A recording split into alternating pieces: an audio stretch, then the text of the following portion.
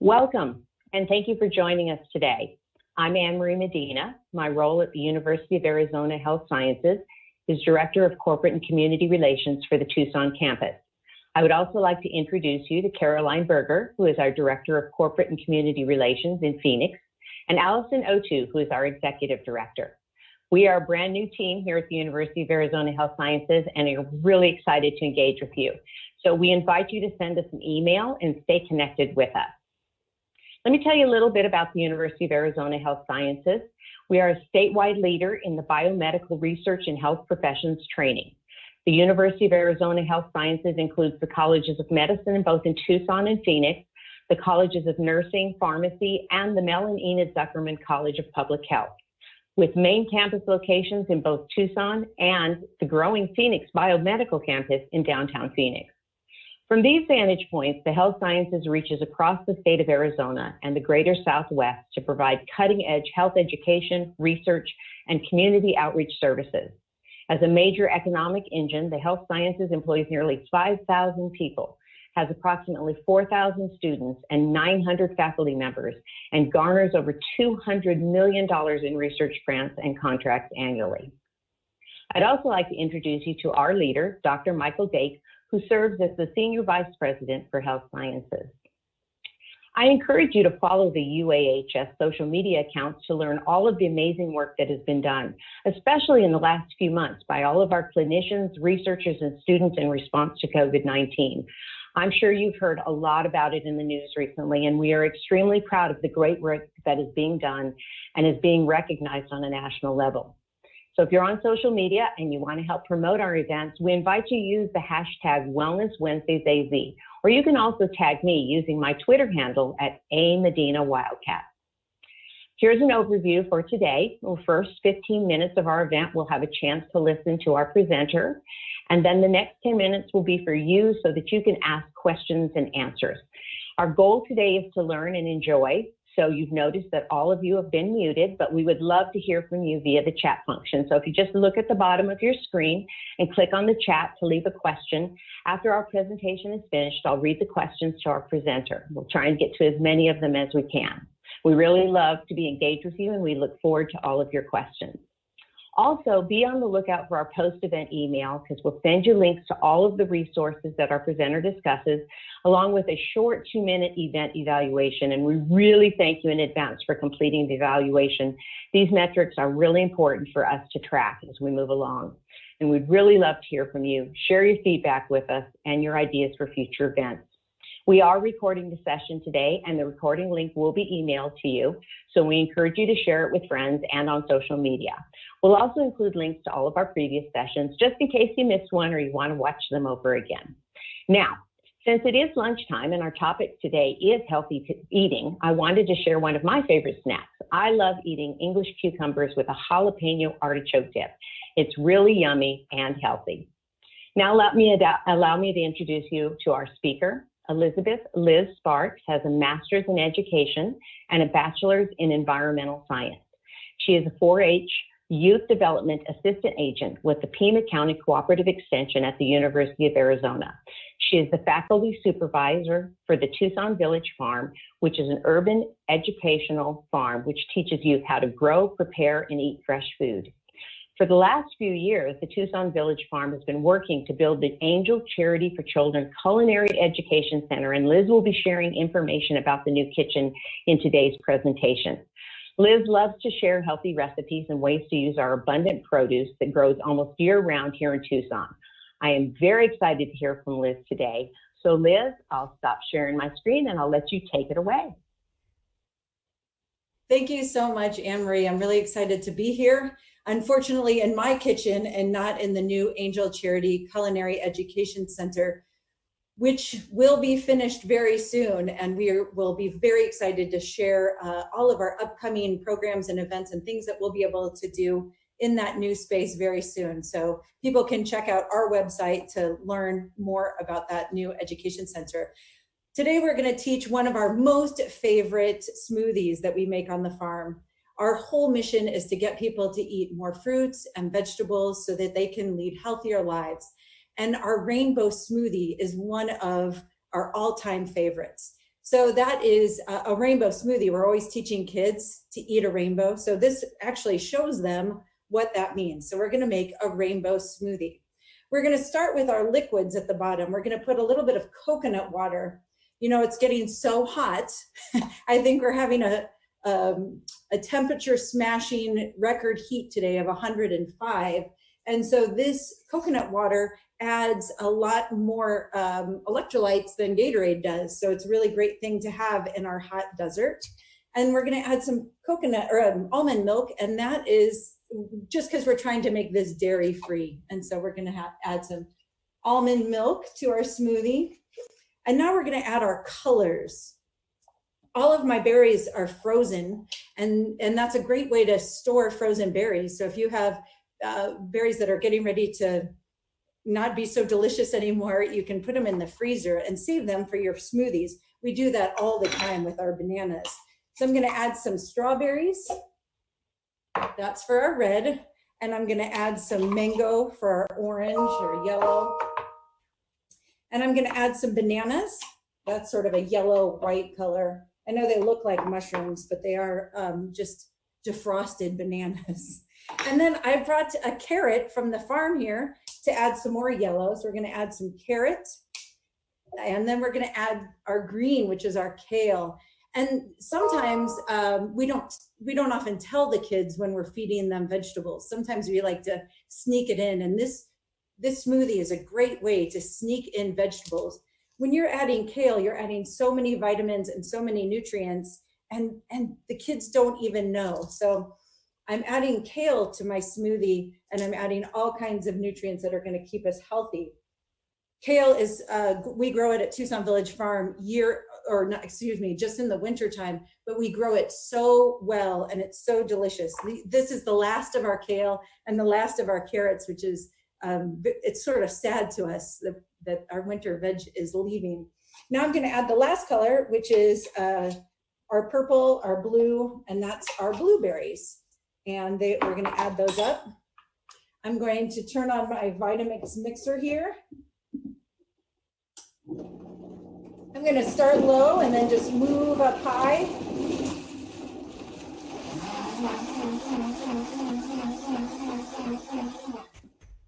And then, at Tucson Village Farm, at some of our events, we even have a blender that's attached to a bicycle.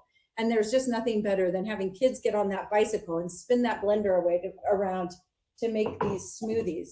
So here we have this delicious smoothie, and it's chock full of vitamins, minerals, all kinds of phytonutrients, all kinds of things to keep you healthy. And it's ice cold, so you're going to love that on a cold day. So that's our rainbow smoothie.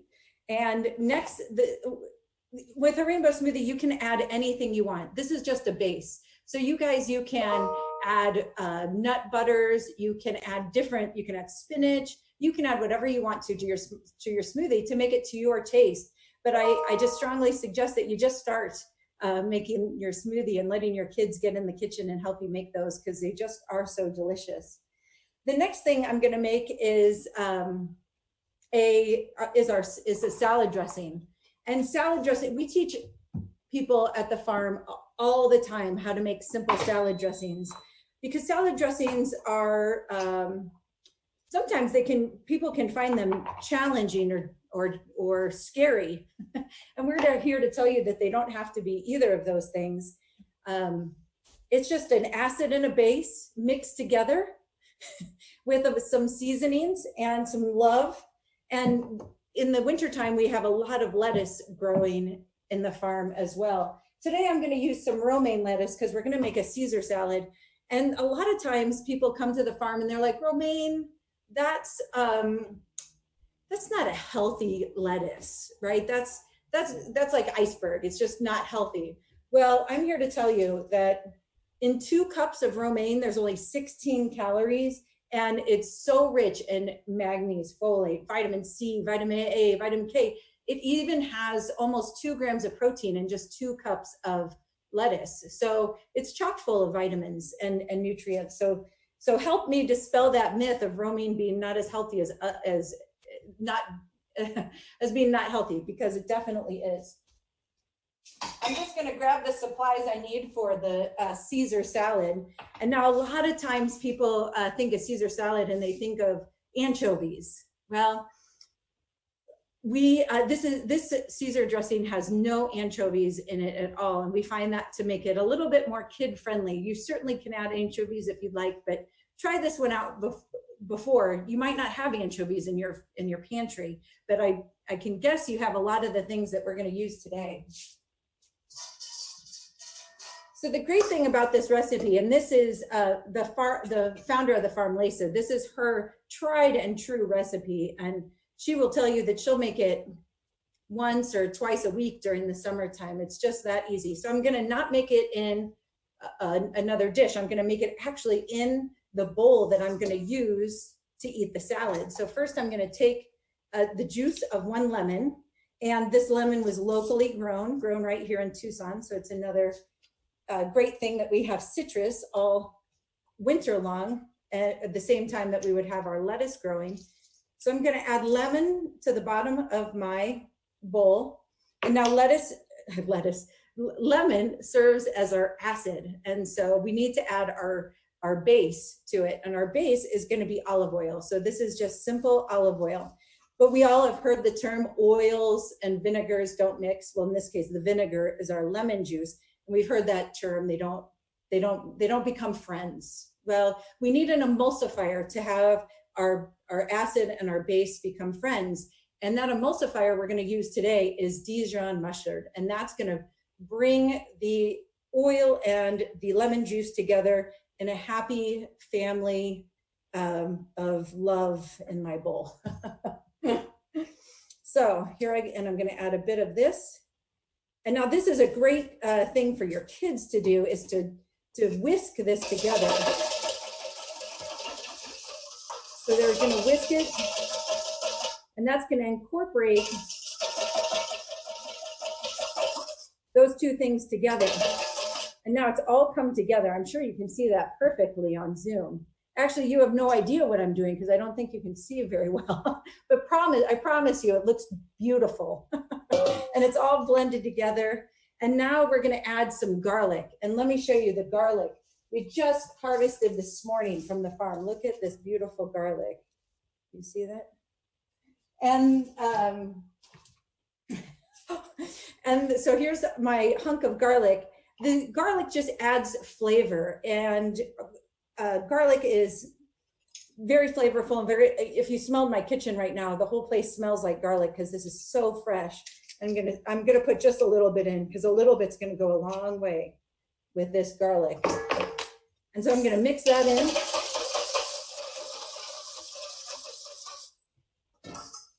And now I'm gonna add the lettuce directly into the bowl. I'm gonna add the lettuce just by however many people I think I'm gonna eat.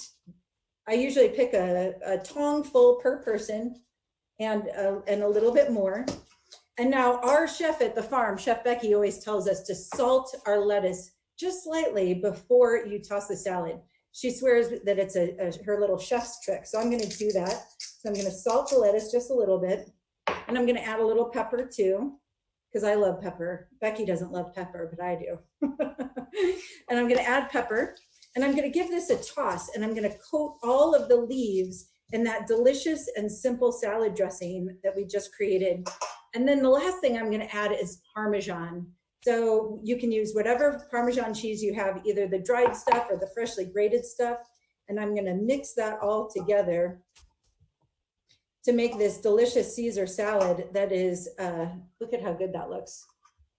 Now, if you registered for this class, someone's gonna be dinging your doorbell right now with a fresh sample of this. Just kidding, that isn't happening. But that would be awesome. But that you just have to trust me that it's delicious, and you have to try it. So in one bowl, I've made a salad, and oh, now my host has spotlighted the video, so you guys can see that delicious lettuce. So that is our salad dressings, and if you can use lime juice, you can use vinegars, you can change. Thank you. You can mix the salad dressing however you'd like to your taste, and that's what makes it so fun. Both the smoothie and the salad dressing are very fun to play with. So you start with one recipe and then you can change it to your taste and your family's taste so that you can create delicious meals at home, and you can get your kids involved with cooking them. Because we know that when kids have a hand both in growing and preparing the food, then they're most likely to eat it. So make sure you let them in your kitchen and put them to work. Those are, Anne-Marie, those are my recipes for today. Do we have any questions out there in Zoom land? Yes. Thank you so much. That was a wonderful presentation, and I'm really excited to try some of those. And yes, we have some great questions for you from the audience. One question is, what other kid-friendly farm recipes are your favorites? Because my kids are getting bored of carrots and ranch.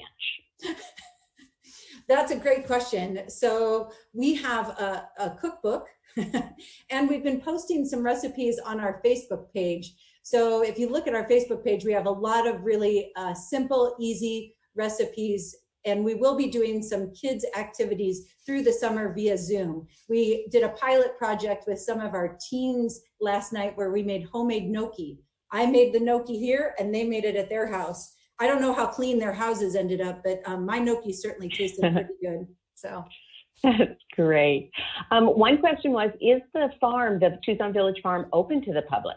Sure. Yeah, the farm is open to the public. We have programs and activities for kids age 2 and up. We have a variety of programs that we offer. And so people can come and see the farm. It's open all the time. There's no gate or anything around it. So you can certainly walk around in front of it. It is in front of the Pima County Cooperative Extension, and it's a great place to walk around and see some beautiful plants growing.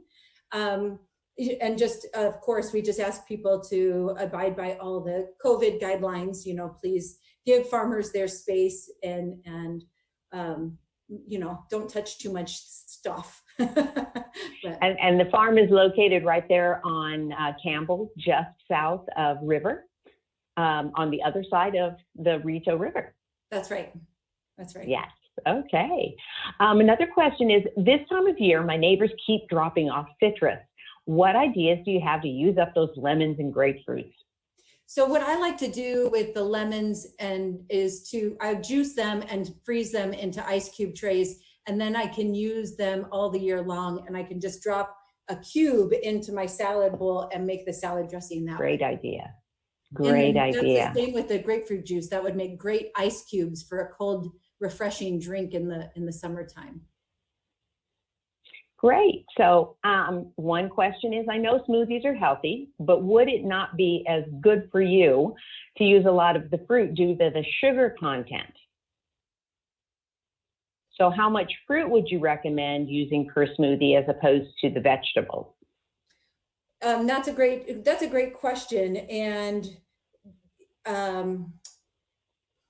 I guess I would defer to what your recommended daily allowance for fruits and vegetables. So sure, that could be one person's, their entire fruit intake for a day. And so you might want to reduce how much fruit you put into your smoothie if that's true for you. So that's, sometimes we use less fruit, sometimes we use more fruit. Sometimes when you get really into it, your smoothie is almost all kale and 5 strawberries. You know, when you I would start more sweet and then work your way to more vegetables. Okay. There was a question on whether you have recipes available online. On Facebook, we do, yes. On Facebook. Okay, so we will make sure and provide all the links to those on our follow-up email, so look for those coming. One question was about the farm. Do you have availability for young adults with disabilities in your programs and on the farm? Actually, yes, we do. And we have, during normal times, we have volunteer opportunities on Monday and Wednesday mornings, and Tuesdays during our U-Pick. So U-Pick is a time where people can come to the farm and harvest their own fruits and vegetables, whatever we have left from our week of programming. I'm definitely talking about in normal times and not right now. Right. But and people with disabilities certainly come to those open work times, and then of course come to our variety of programs. And certainly if they can email me if they want to come at a specific time, no problem. Okay. And we'll make sure and provide Liz's email in the follow-up email. Question was, is it better to eat your vegetables raw? And do you have any advice on how to start a mini farm at home, or any of the best foods to start with? So I have answers to all those questions. And so my first is, well, now I've forgotten the first question. Raw. Vegetables raw. I don't have an opinion about, I just want you to eat vegetables. I don't care if they're frozen, raw, whatever, just eat the vegetables and eat a lot of them, however they come. And when it comes to starting a mini farm, certainly there's lots of advice online on how to start growing food. And we've seen a lot of people asking us, how do we grow things like tomatoes? Well, right now it's too late to start growing anything until monsoons. And then there's some things that you can plant in monsoon time, but that's it can be challenging, especially if you're in a place that's really hot. So my suggestion would be to wait until the fall and plant lettuce and cilantro and kale and greens, and plant those in the winter. You can even plant those in a small container garden on your porch, and you'll have a lot of success. So I would want you to set you up for success. So start small and start in the fall. Yes, most people don't, think about that they can't plant gardens in the wintertime. And here in Tucson, we have to think about the fact that we can't grow in the middle of the summer because, like today, it's 105. So can you tell us a little bit about the kitchen, when you expect it'll open, and what will be going on there when it does? Oh, I'm so excited about the kitchen. It's an amazing space. It's a large kitchen, almost 2,000 square feet, where we'll be able to do demos. We'll be able to do family workshops. We're going to be able to do lots of camps and all kinds of things. So we're really looking forward to that. And we're looking forward to being able to offer some online classes until things are officially open. Right. Well, great. Well, those were all the questions I had for you today. Liz, I want to thank you. I'm going to start sharing my screen so I can show some other slides here. Let me see, get to my screen share here, and here we go.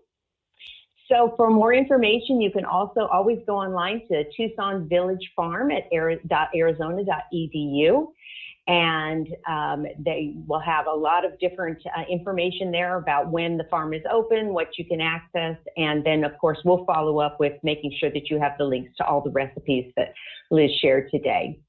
So thank you so much for joining us today, and a special thanks to Liz for presenting us those wonderful recipes. I'm really excited to try them.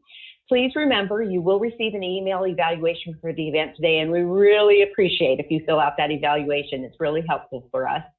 We also invite you to join the University of Arizona Health Sciences social media accounts at UAZ Health. And be sure to tell a friend, and don't forget, sign up for Wellness Wednesday next week. And this will be with Dr. Judith Gordon, who is going to talk about presenting. She's going to present on using guided imagery for reducing anxiety related to social isolation. So you won't want to miss that topic, because I'm sure everybody's feeling that right now. So again, until then, on behalf of all of us at the University of Arizona, be safe, be well, and as always, bear down. Thank you.